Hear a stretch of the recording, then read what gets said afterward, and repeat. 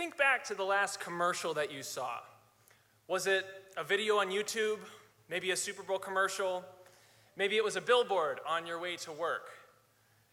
I operate in a field called neuromarketing, and I spend my time thinking about not as much big picture movie style commercials that show in the Super Bowl, but more about the little things, about your trip to the supermarket, about you trying to choose from a list of thousands of choices.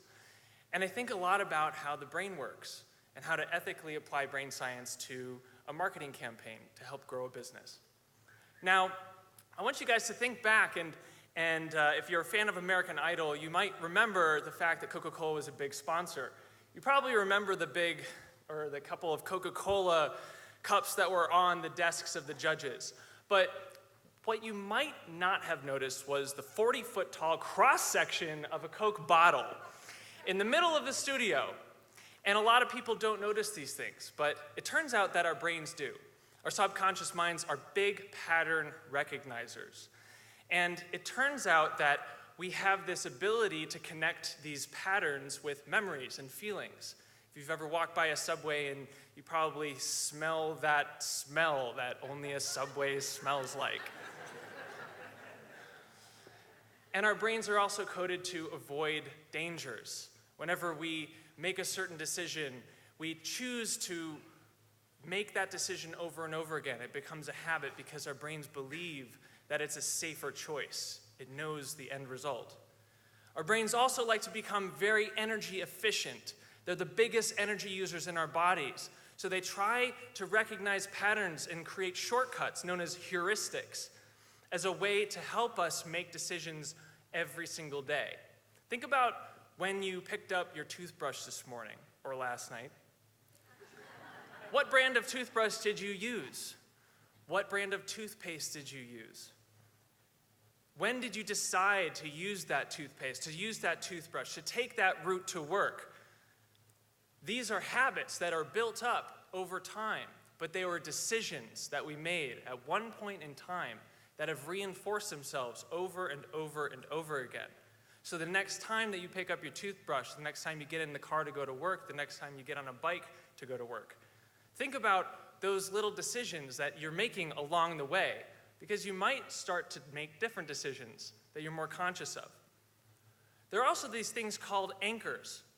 Since our brains are giant pattern recognizers, they associate feelings and intimate memories with emotional objects, like a bear.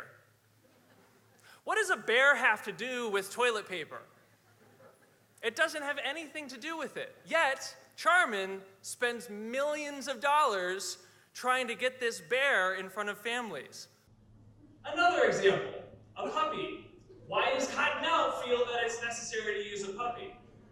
It turns out that the commercials that they're showing you are instilling values of familial connection or of childhood rambunctiousness or the nostalgia of childhood. And every time you see that puppy, it brings back those memories from the commercial. So when you look at the store shelf, that's what you pay attention to.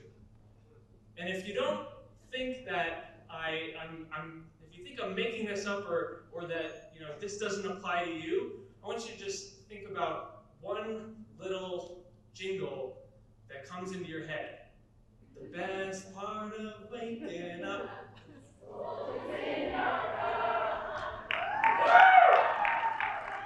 So I want you to think about how these different patterns have worked their ways into your lives, because some of them are good.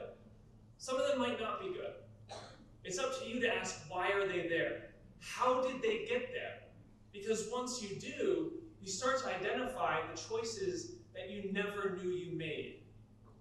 The choices that you never knew that you had the ability to make, that you never gave your subconscious mind permission to make. So every time you pick up your phone, go through your apps, make those tiny little decisions along the way, think about what you're doing and what patterns you are reinforcing. And as a result, you'll make a little bit better decisions every single time. Thank you very much.